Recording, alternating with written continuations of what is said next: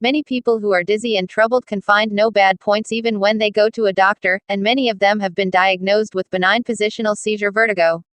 If you go to otolaryngology, you can only see if there is an abnormality of the semicircular canal, and if you have no problems with MRI and peripheral nerve examination of the brain in neurology department, you will be diagnosed as benign paroxysmal positional vertigo. There was a time when I was dizzy and worried for several months. There was always a time when I couldn't stand because I was constantly feeling fluffy, and I couldn't walk or stand.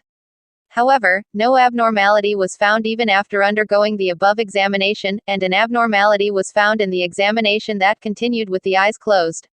Every day I tried dizzy exercises to heal the semicircular canal, but it was not very effective.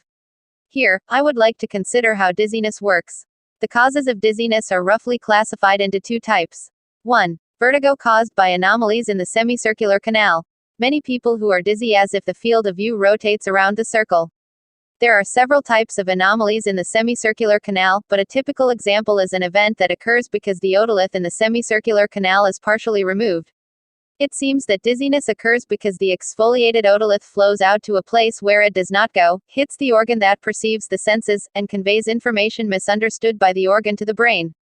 This type of person can carefully drop the otolith that falls off to the appropriate place, such as slowly falling to the left or right while lying on his head, or lying down to the left or right while sitting down. It is said that it will be resolved. Although it is a cause of exfoliation of the otolith, it is due to the deterioration of the tissue, so it is assumed that especially elderly people have lost their nutritional balance, especially mineral balance. You may want to review your diet and take mineral supplements. This is my personal opinion, but I think the lack of vitamin D, which is indispensable for bone formation, may also contribute. Since it is a vitamin produced by exposure to sunlight, lack of activity outdoors may be a remote cause. 2. Dizziness of the cranial nervous system.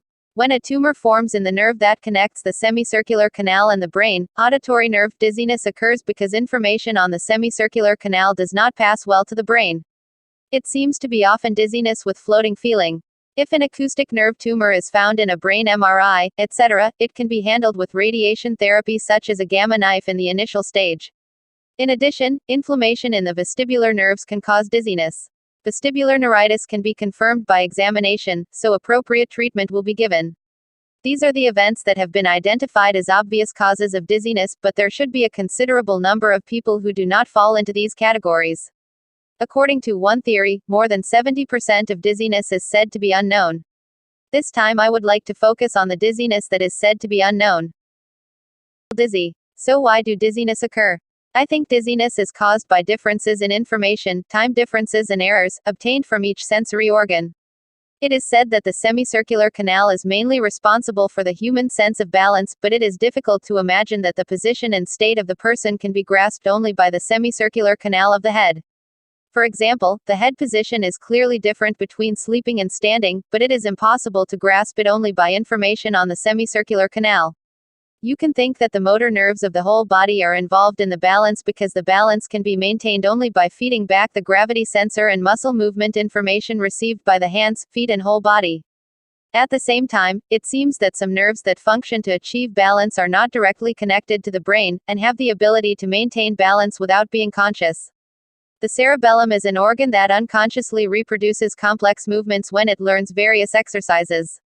For example, the action of riding a bicycle rolls over many times during practice, but as you learn it with your body, you will become unconscious and rely on sensory sensor information. It wouldn't be strange to cause dizziness if it interferes with these sensors. On the other hand, various harmful substances are on the market. It is included not only in foods that can be inoculated orally, but also in those that are inoculated percutaneously, cosmetics, moisturizing creams, etc. When they enter the body, there are many components that are difficult to excrete, and once invaded, it takes a considerable period of time to recover, or some sort of exclusion must be taken. I'll refrain from mentioning this toxic substance here, but even if some "poison" invades the nerve, there are limited ways to examine it, and at least the usual doctors have no way of examining it not. In addition, modern medicine appears to lack knowledge about vitamins and minerals due to the negative effects of health insurance schemes. There are many diseases that can be recovered by taking a large amount of vitamins without taking harmful drugs, but the prescription of vitamins is treated as nutritional guidance in Japan except for a part, so it is not the insurance score. Physicians cannot perform acts that do not result in insurance points as treatment. As for the status of nutritional guidance, what cannot be pointed out by examination in modern medicine will not be recognized as a disease, and will be treated as insignificant. Summary. Vertigo is thought to be a disease related to nerves throughout the body. The state of motor nerves throughout the body leads to dizziness, but the causes are diverse. There may be dizziness due to neurotoxin. In order to cure dizziness, it is necessary for the patient to be able to grasp her condition and make an appropriate decision. Vertigo treatment is not something you can do. It is necessary to grasp various situations and take various measures for each person. In the future, I would like to provide useful information to everyone based on my various knowledge: molecular nutrition, brain science, neurology. I would be happy if you could help everyone to have a better day. Please watch future videos and subscribe to the channel.